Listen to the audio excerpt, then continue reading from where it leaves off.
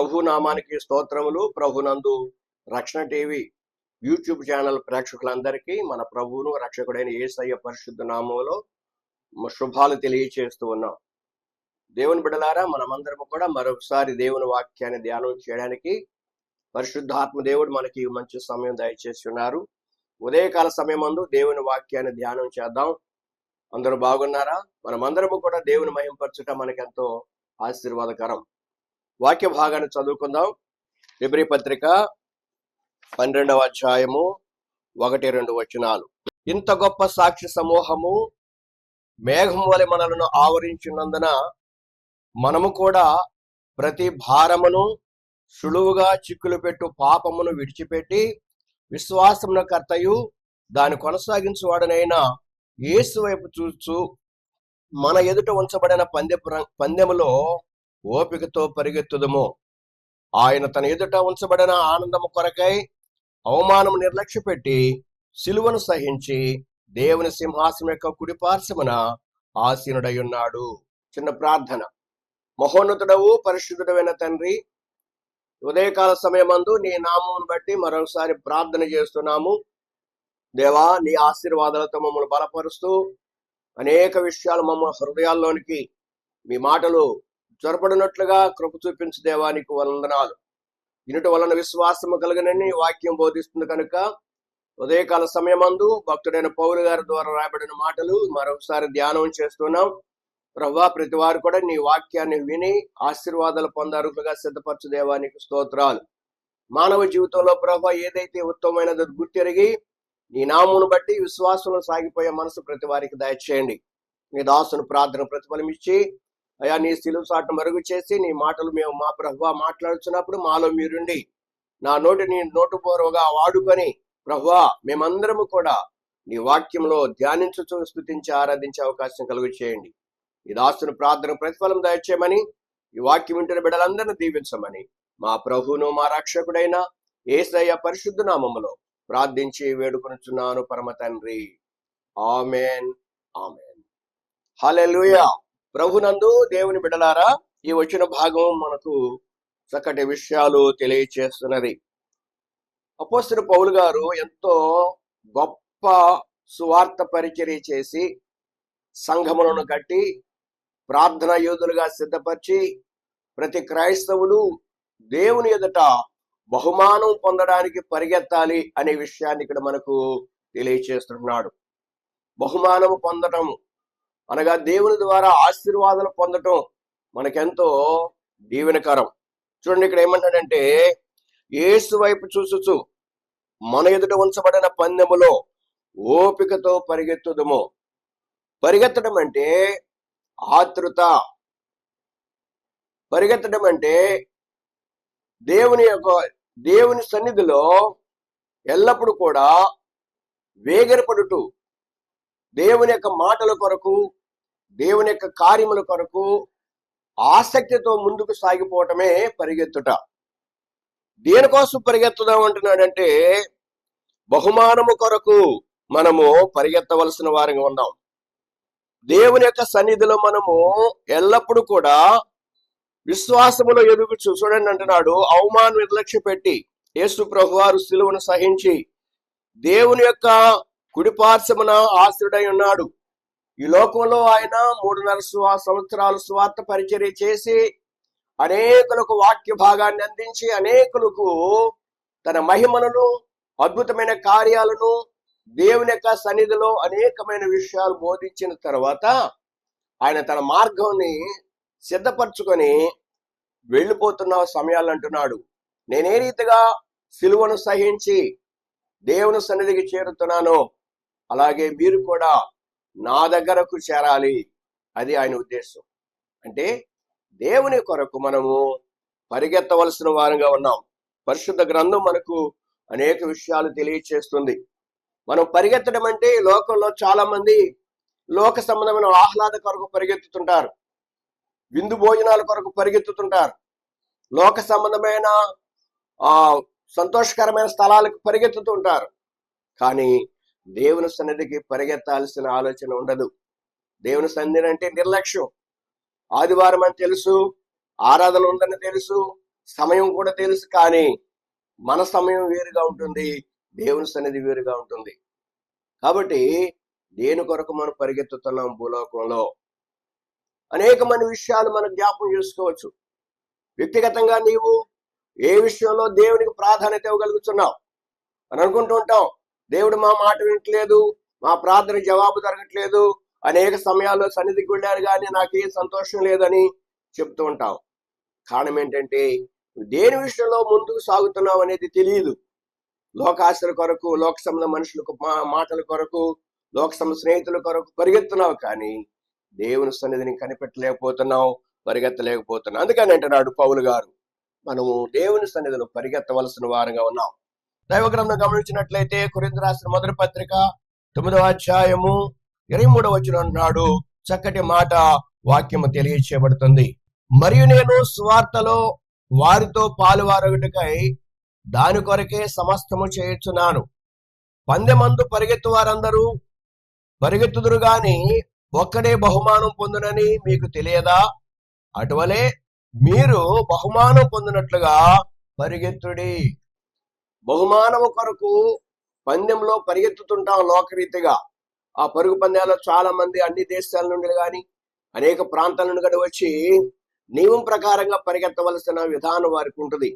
ఎప్పుడైతే విజిలేస్తాడో ఆ విజిలేసినప్పుడు వెంటనే పరుగు పందెం ప్రారంభం చేయాలి. అలా పరిగెత్తి పరిగెత్తి పరిగెత్తి వారి నిర్దిష్టమైన సమయం ఉంటుంది, స్థలం ఉంటుంది, అక్కడ వారు ముందుకు సాగిపోవాలి. ఎవరైతే ముందుకు వెళతారో వారు మాత్రమే బహుమానము పొందుతారు. అలాగే క్రీస్తులో సువార్త విషయంలో కూడా నేను పరిగెత్తుచున్నా, నేను సువార్తలో వారితో పాలువాడొకటికై దాని కొరకే సమస్తము చేయుచున్నాను.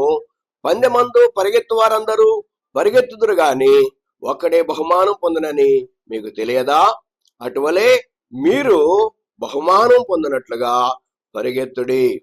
మరియు పందెమందు పోరాడు ప్రతివాడు అన్ని విషయములందు మితముగా ఉండును. వారు క్షయమగు కిరీటం పొందుటకును, మనమైతే అక్షయమైన కిరీటం పొందుటకును మితముగా ఉన్నాము. కాబట్టి నేను గురి చూడని వాని వలె పరిగెత్తువాడను కాను. గాలికి కొట్టినట్టు నేను మాట్లాడుట లేదు, కానీ ఒకవేళ ఇతరులను ప్రకటించిన తర్వాత నేనే భ్రష్టుడనైపోదునేమో అని నా శరీరమును నలగొట్టుకొని దానిని లోపరుచుకొనుచున్నాను. చూడండి, అంటే ఆసక్తికరమైన మాట మనం చూస్తున్నాం. నేను గురి యొద్దకు పరిగెత్తుతున్నాను. దేవుని సన్నిధిలో మనము గురి కలిగిన వారిగా ఉండాలి. పౌలు గారి యొక్క ఆలోచన, నేను దేవుని కొరకే ప్రయాసపడుతున్నాను, నేను దేవుని కొరకే విశ్వాసం నడుస్తున్నాను. అందుకనే చివరి సమయంలో ఆయన అంటున్నాడు తిమోతి పత్రికలో, మంచి పోరాటం పోరాడితని, నా పరుగు తొదముట్టించితని, నా విశ్వాసాన్ని కాపాడుకున్నాను, నాకు జీవ కిరీటం ఉంది. అది నా వరకే కాదు, నా వలె మీరు కూడా ఆ రీతిగా పరిగెత్తినట్లయితే, ఆ రీతిగా వేగిరపడినట్లయితే మీకు కూడా ఆ బహుమానం దొరుకుద్ది, ఆ కిరీటం దొరుకుద్దని పౌలు గారు తిమోతి రాసిన పత్రిక ద్వారా తెలియచేస్తుంటున్నాడు. గమనించండి దేవుని బిడ్డలారా, మనం దేవుని కొరకు పరిగెత్తుచున్నాం, బహుమానం పొందాలని పరిగెత్తుచున్నామా, లోక సంబంధమైన వాటి కొరకు పరిగెత్తుచున్నామా? ఇక మనం గమనించినట్లయితే యేసుక్రీస్తు ప్రభువారు ఈ లోకంలో ఒక ఉపమానం చెప్పారు. ఏంటయ్యా ఉపమానం అంటే, లూకా సువార్త 15వ అధ్యాయంలో తండ్రి యొక్క ఆతృత అక్క మనం చూస్తున్నాం. తండ్రి ఆతృత ఏంటంటే, తన కుమారుడు దూరం నుండి వస్తున్నాడని తెలుసుకున్నప్పుడు, మనందరికి తెలిసిన విషయం అనేక పర్యాలు వింటున్నాం. తండ్రి దగ్గర సంతోషంగా ఉన్న కుమారుడు, తండ్రితో సహవాసం కలిగిన కుమారుడు, లోక సంబంధమైన స్నేహితులతో ఆలోచన కలిగి తన ఆస్తిని తండ్రి నుండి విడగొట్టుకొని దూరదేశానికి ప్రయాణమైపోయాడు. వెళ్ళిన తర్వాత అతడు ఏం చేసి ఉన్నాడంటే, లూకా సువార్త 15:30 అంటున్నాడు, నీ ఆస్తిని వేశ్యలతో తినివేసిన నీ కుమారుడు రాగానే వీని కొరకు క్రొవ్విన దూడను వజ్జించమని చెప్పాను. ఏం చేశాడు అతడు? అన్య సంబంధమైన విషయాల్లో ఆలోచన కలిగిన వాడుగా ఉన్నాడు. తండ్రి సహవాసాన్ని విడిచిపెట్టాడు. స్నేహితులతో కలిసి, వేశ్యలతో కలిసి తన జీవితాన్ని, తన ధనాన్ని పాడు చేసుకున్నాడు, తన సమయాన్ని పాడు చేసుకున్నాడు. లోకంలో పరిగెత్తాడు, లోక సంబంధమైన వాటి కొరకు ఆశ కలిగిన వాడిగా ఉన్నాడు. చివరకు నష్టం వచ్చింది, ఆకలి బాధ పెరిగింది, చింపిరి గుడ్డలతో ఉన్నాడు, మనసు నెమ్మది లేదు, ఆహారం లేదు. చివరకు ప్రయత్నం చేశాడు, పందులు మేపడానికి ఇష్టపడ్డాడు. కానీ ఆ పొట్టు తినే సమయంలో తన పందుల యజమాని వచ్చి అతన్ని పంపించి వేస్తాడు. చూడండి, ఇవన్నీ కూడా దుర్బలమైన స్థితి. ఎక్కడ ఉండవలసిన వాడు ఎక్కడికి వచ్చాడంటే తండ్రి సహవాసాన్ని కోల్పోయాడు, లోకం కొరకు పరిగెత్తాడు. ఆ పరిగెత్తిన కుమారుడు తన తప్పు తెలుసుకొని తన పశ్చాత్తాపడడానికి, తండ్రి నీ ఎదుటనో పరలోకమునకు నేను పాపం చేశానయ్యా, నన్ను క్షమించమని చెప్పి పరిగెత్తడానికి, దేవుని సన్నిధి నుండి పాపము నుండి విడుదల పొందడానికి సిద్ధపడుతున్న సమయాల్లో నేను లేచి నా తండ్రి దగ్గరికి వెళతాను. నా తండ్రి దగ్గర అనేక మంది పనివారు ఉన్నారు. ఆ పనివారికి నేను వారితో కలిసి పనిచేసి నా కడుపు నింపుకుంటాను, ఆహారాన్ని సంపాదించుకుంటాను. కేవలము నేను కుమారుడని చెప్పుకోవడానికి ఇష్టపడతలేదు, నేను గొప్పవాడని చెప్పుకోవడానికి ఇష్టపడలేదు. ఎందుకంటే తాను చేస్తున్న దుర్బలమైన పరిస్థితి, తాను చేస్తున్న అపవిత్రమైన కార్యము తండ్రి నుండి సహవాసాన్ని కోల్పోయాడు. దేవుని బిడ్డలారా, ఈ విషయాన్ని మనం గమనిస్తే లోకం కొరకు పరిగెత్తాడు, నష్టాలు తెచ్చుకున్నాడు, కష్టాలు పాలైపోయాడు, అపవిత్రమైన కార్యాలు చేశాడు. కానీ తన తప్పు తెలుసుకొని తిరిగి పశ్చాత్తాపడి తండ్రి దగ్గరికి వచ్చినప్పుడు చూడండి, తండ్రి అప్పటికే తన హృదయంలో నా కుమారుడు లేడు, నా కుమారుడు నా నుండి దూరం అయిపోయాడు, నాకెందుకు ఆవేదన అని చెప్పి కుమిలిపోతూ ఉన్నాడు. తండ్రి తన కుమారుడు వెళ్ళిపోయాడని, తనకున్న ఒక కుమారుడు చాలే అని నిర్భరం చేసుకోలేదు. తన కుమారుడు పాడైపోవటం తనకి ఇష్టం లేదు కనుక ఆ కుమారుడు ఎప్పుడైతే దూరం నుండి రావడానికి ఇష్టపడుతున్నాడో, ఎప్పుడైతే తన కుమారుడు తన దగ్గరికి వస్తున్నాడని తెలుసుకున్నాడో, అతడు ఇంకనూ దూరంగా ఉండగానే తన దగ్గర నుండి వెళ్ళినప్పుడు చాలా హోందాగా ఉన్నాడు, మంచి దుస్తులు ధరించాడు, ధనాన్ని చేత పట్టుకున్నాడు, ఆనందంగా పరిగెత్తుకుంటూ వెళ్ళిపోయాడు. కానీ వచ్చేటప్పుడు చింపిరి గుడ్డలతో, బక్క చిక్కిన దేహముతో, ముఖ వికారముతో, సంతోషలేని స్థితిలో అతడు నడుచుకుంటూ వస్తుంటే తండ్రి అయిన దేవుడు, తండ్రి అయిన తన కుమారుడు కొరకు తండ్రి ఎంతటి ఆశ కలిగిన వాడిగా ఉన్నాడు చూద్దాం. ఈ వచ్చిన భాగాన్ని గమనించినట్లయితే, వాడు ఇంకా దూరంగా ఉన్నప్పుడు తండ్రి వానిని చూచి కనికరపడి పరుగెత్తి వాని మెడ మీద పడి ముద్దు పెట్టుకొనెను. చూడండి, ఎంత ఆశ తన కుమారుడు కొరకు తండ్రి, ఎంత ఆవేదన. అతడు ఇంకా దూరంగా ఉన్నాడు, ఆడే వస్తాడులే, నా నుండి దూరంగా వెళ్ళిపోయాడు, నా ఆస్తిని తీసుకెళ్ళిపోయాడు, ఇక వాడితో నాకు సంబంధం లేదనుకోలేదు తండ్రి. తండ్రి తన కుమారుని కొరకు ప్రయాసపడుతూ పరిగెత్తుకుంటూ వెళ్ళాడు. వృద్ధాప్య దశలో తన కుమారుని కొరకు ఆనందంతో పరిగెత్తుకు వెళ్ళి ఏం చేశాడు? మెడ మీద పడి ముద్దు పెట్టుకున్నాడు. ప్రేమ కలిగిన ముద్దు. దేవుని బిడ్డలారా, ఇది నాన్న మన జీవితంలో కూడా మన యేసయ్య మన కొరకు పరిగెత్తుకుంటూ వచ్చాడు భూలోకానికి. నీ నా పాపములు క్షమించడానికి, నీ నా పాపములను విడుదల పొందింప చేయడానికి. మన దేవునికి దూరమైన మనం, పాపములు జీవిస్తున్న మనము. అందుకని ఎఫెసీ పత్రికలు అంటున్నాడు, అపరాధముల చేత పాపముల చేత మీరు సచ్చిన వారై ఉండగా, 2వ అధ్యాయం 1వ వచనంలో, అపరాధములు చేసి పాపములు చేసి మనము దేవునికి దూరం అయిపోయినప్పుడు, చిన్న కుమారుడు వల్ల మనం తండ్రి నుండి విడిపోయినప్పుడు తండ్రి ఆవేదన తన కుమారుడు పంపించాడు.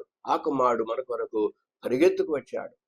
పరిగెత్తుకుని వచ్చి మనల్ని ప్రేమించి మన కొరకు శిలువమరణం పొంది మనందరి రక్షణ కొరకు ఆయన బలియాగమైన దేవుడు. చూడండి, తండ్రి ప్రేమ మనకి ఇక్కడ కనపడుతుంది. యోహాను సువార్త 3:16 అంటున్నాడు, దేవుడు లోకమును ఎంతో ప్రేమించాడు. ఏంటి ఆ ప్రేమ అంటే? చిన్న కుమారుడు వలె దారి తప్పిన మనలను సరి చేసుకొని, తన కవిగిటి చేసుకొని, తనతో పాటు మరలా ఆనందంగా జీవించాలనే ఉద్దేశంతోనే తండ్రి అతని మెడ మీద పడి ముద్దు పెట్టుకున్నట్లుగా యేసుక్రీస్తు ప్రభు వారు కూడా మనలను తన స్వరూపములకు మార్చుకొని తనతో పాటు పరలోకములో ఆనందంగా ఉండాలనే ఉద్దేశంతోనే మన కొరకు పరిగెత్తుకు వచ్చి మన నిమిత్తం ఆయన శిలువ మరణం పొందాడు. గమనించండి, చిన్న కుమారుడు తన తప్పు తెలుసుకున్నప్పుడు లేచి తన తండ్రికి దగ్గరికి వెళ్ళటానికి ఇష్టపడినప్పుడే తండ్రి అతన్ని చేర్చుకున్నాడు. ఇది నన్ను నీవు కూడా, అది నీ ఇష్టం. లోకంలో పరిగెత్తి పరిగెత్తి పరిగెత్తి అలసిపోయి నాకు ఇంకెవరు సహాయం చేయలేదని నిరాశ ఉన్నట్లయితే నీ జీవితం నరకానికి చేరుతుంది. కానీ చిన్న కుమారుడు వలె నువ్వు లేచి చక్కగా తన తప్పును ఒప్పుకున్నాడు, తండ్రి దగ్గరికి చేరాడు. మరలా యథాస్థితి, క్రొవ్విన దూడను వధించారు, మంచి దుస్తులు పెట్టారు, చేతికి ఉంగరం తొడిగించాడు, పాదాలకు చెప్పులు తొడిగాడు. ఇవన్నీ కూడా ఉన్నతమైన స్థితి. పోగొట్టుకున్న జీవితాన్ని మరలా చిన్న కుమారుడు పొందాడు. ఈ రోజున మన జీవితం కూడా దేని కొరకు పరిగెత్తుతున్నావో ఆలోచించే. పౌలు గారు అంటున్నాడు, బహుమానం కొరకు పరిగెత్తుతున్నాను, నేను గురి యొద్దకు పరిగెత్తుతున్నాను. ఈ విషయాన్ని భక్తుడైన దావీదు మహారాజు కూడా అంటున్నాడు. 16వ కీర్తనలో చక్కటి మాట వ్రాయబడుతుంది. ఏమన్నాడంటే 8వ వచనంలో, నేను గురి యొద్దకు పరిగెత్తుచున్నాను. గురి యొద్దకు పరిగెత్తచ్చు అంటే, గురి అంటే మనకు నిర్దిష్టమైన స్థలం, అదే దేవుని నివాసం, అదే పరలోక సన్నిధి, అదే ప్రభుతో కూడా ఉండే ఆనందమైన స్థితి. దాని కొరకు మనము పరిగెత్తవలసిన వారుగా ఉన్నాం. కాబట్టి రెండవ వ్యక్తి చూస్తే చూడండి, వాక్యం చదువుదాం. మార్క్స్ వార్త 10వ అధ్యాయం 17వ వచనం. ఆయన బయలుదేరి మార్గమును పోవచ్చుండగా ఒకడు పరిగెత్తుకుని వచ్చి ఆయన ఎదుట మోకాళ్ళుని, సద్బోధకుడా, నిత్య జీవమునకు వారసునగుటకు నేనేమి చేయదునని ఆయన అడిగాను. చూడండి, వచ్చిన విధానం మనం చూస్తున్నాం. ఆతృతగా వచ్చాడు. ఎలాంటి ఆతృత అంటే, అయ్యా నేను పరలోకం చేరాలంటే ఏం చేయాలయ్యా, పరలోకం ఉన్న సన్నిధి నాకు అవసరమయ్యా అని చెప్పి పరిగెత్తుకుంటూ వచ్చాడు. కానీ చివరికి అతడు నిరాశతో తిరిగి వెళ్ళాడు. ఎందుచేతంటే అతడు చేయవలసిన పని చేయలేదు. ప్రభు అంటున్నాడు, నీ ఆస్తిని అమ్మి బీదలకు ఇచ్చి నన్ను వెంబడించు, అతడు మిగులు ఆస్తి కలిగిన వాడు కనుక అని వాక్యం మనకి ఇక్కడ తెలియచేయబడుతుంది. చూడండి, వాక్యం గమనించినట్లయితే ప్రభుడలారా 21వ వచనంలో అంటున్నాడు, యేసు అతను చూచి అతను ప్రేమించి, నీకు ఒకటి కొదువుగా ఉన్నది, నీవు వెళ్ళి నీకు కలిగినవన్నీ అమ్మి బీదలకిమ్ము, పరలోకమందు నీకు ధనము కలుగును, నీవు వచ్చి నన్ను వెంబడించమని చెప్పాను. అతడు మిగులు ఆస్తి గలవాడు గనుక ఆ మాటకు ముఖము చిన్నబుచ్చుకొని దుఃఖపడుచు వెళ్ళిపోయాడు.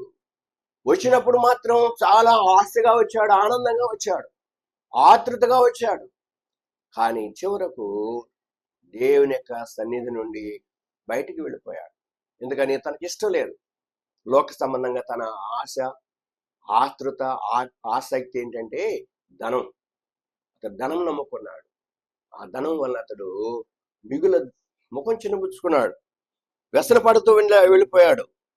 ముఖం చిన్నబుచ్చుకొని దుఃఖపడొచ్చు వెళ్ళిపోయాడని చెప్పి వాక్యంలో మనం చూస్తున్నాం.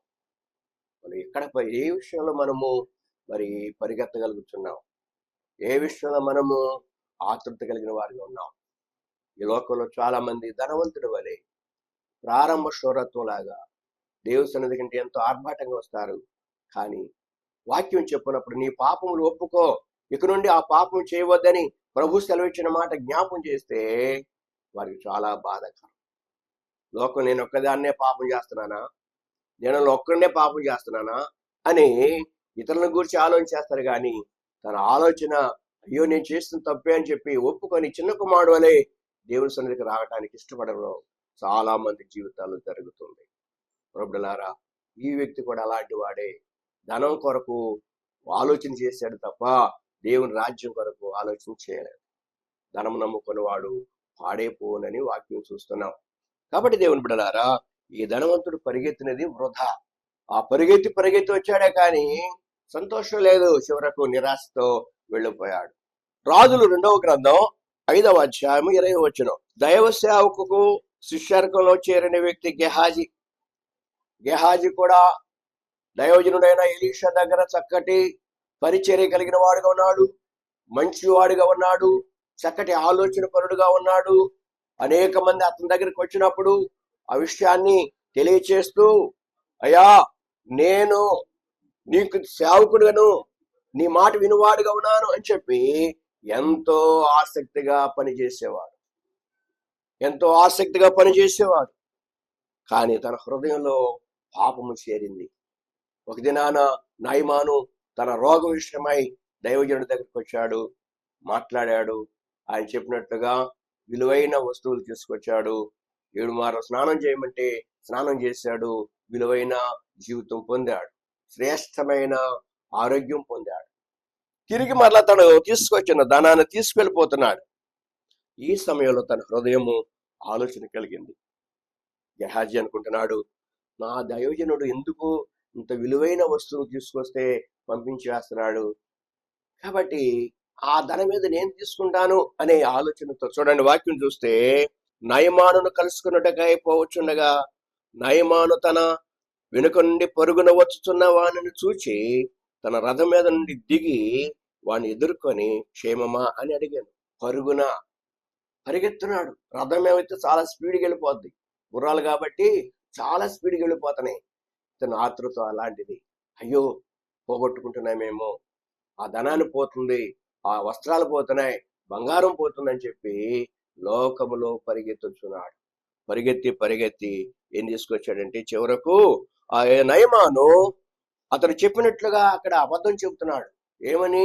అయ్యా ఇప్పుడే మరి ఎఫ్రాయిం మన్యమందు 2 వ్యక్తులు వచ్చారు, యవనస్తులు. వారికి ఈ ధనం అవసరం, యజమానుడు పంపించాడని అబద్ధం చెప్పాడు. తనకు తెలియదు. తన ఉద్దేశం ఏంటంటే తన దేహము మార్పు చెందింది, తన రోగం పోయింది, దైవజనుడు చేసిన గొప్ప కార్యము, దేవుడు చేసిన గొప్ప కార్యంతో ఆనందంతో పరిగెత్తుతున్నాడు, వెళ్ళిపోతున్నాడు. ఆయన ఆనందం కలిగిన వాడే తన ఇంటికి వెళుతున్నాడు, ఈ విషయాన్ని తన భార్యకు తన కుటుంబానికి చెప్పాలని. కానీ ఈ మధ్యలో గెహాజీ పరిగెత్తుతున్నాడు. దేనికంటే ఆ ధనము కొరకు. ఆ సమయంలో అతడు పరిగెత్తి పరిగెత్తి కలుసుకున్న తర్వాత అతడు అంటున్నాడు, అందుకు నయమాను నీకు అనుకూలమైతే రెట్టింపు వెండి తీసుకొనమని బతిమాలి 2 సంచులలో 4 మణుగుల వెండి కట్టి 2 దుస్తులను బట్టలను ఇచ్చి తన పనివారిలో 2 వాటిని వేయగా వారు గెహాజీ ముందర వాటిని మోసుకొని పోయేది. ఎంత ఆతృత అంటే ఆ ధనము కొరకు, ఆ బంగారం కొరకు పరిగెత్తాడు. ప్రభుడలారా, గెహాజీ చేసిన పని దేవుని విషయమై అతడు పాపం చేసిన వాడిగా ఉన్నాడు. అబద్ధం చెప్పాడు, మోసం చేశాడు, దైవజనుడిని మోసం చేసి పరిగెత్తాడు. చివరికి అతడు పొందిన సంతోషం ఏంటంటే ఏమీ లేదు. చివరికి వాక్యం చూస్తే నయమానుకు కలిగిన కుష్టు నీకును నీ సంతతిని సర్వకాలం అంటుండును అని చెప్పగా వాడు మంచు వలె తెల్లనైన కుష్ఠం కలిగి ఎలీషా ఎదుట నుండి బయటికి వెళ్ళాను. ఆరోగ్యం లేదు. ఇక నయమాను ఏమైతే రోగం కలిగాడు, ఏ రీతిగా వచ్చి బాగు చేయబడ్డాడు, యథాస్థితిలో అదే రోగం నీతో కాదు నీ కుటుంబ సభ్యులందరికీ కూడా ఈ రోగం అంటి ఉంటుందని చెప్పగానే ఎలీషా ఎదుట అతడు మరి కుష్ఠం కలిగిన వాడై బయటకు వెళ్ళిపోయాడు. ఏమైంది? లోకాన్ని సంపాదించుకోవాలనుకుంటున్నాడు, ధనాన్ని సంపాదించుకోవాలనుకున్నాడు, దాని కొరకే పరిగెత్తాడు. కానీ ఈ రోజున మనం కూడా అలాంటి వారుగా ఉన్నామేమో. దేవుని విడిచిపెట్టి ఆదివారం నాడు పనికి వెళ్ళిపోవటం, దేవుని విడిచిపెట్టి ఆరాధన విడిచిపెట్టి లోక సంబంధ మనుషుల కొరకు, ముందు విలాసాల కొరకు, ఆదివారం నాడే ఆర్భాటమైన కార్యము, ఆదివారం నాడే అనేక మంది బంధువులతో కలిసి ఆనందించటం, ఆదివారం నాడే ఫంక్షన్కి వెళ్ళటం. ఎంత దుర్బలమైన జీవితం చూడండి. 6 దినాలు కష్టపడమన్నాడు, 7వ దినం విశ్రాంతి దినమని చెప్పాడు దేవుడు.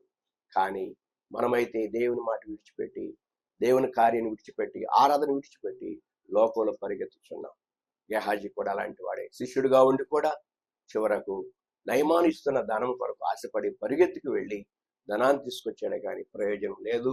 చివరకు అతడు ఏం పొందాడంటే కుష్ఠరోగం పొందాడు, దైవభక్తి కోల్పోయాడు, దేవుని ఆశీర్వాదం కోల్పోయాడు, శిష్యర్కాన్ని కోల్పోయాడు, దేవుని సహవాసం కోల్పోయాడు. చివరకు ధనముతో తన జీవితం నింపుకోవాలనుకున్నాడు, కానీ కుష్ఠ కలిగిన వాడై జీవితాన్ని ముందు కొనసాగించాడు.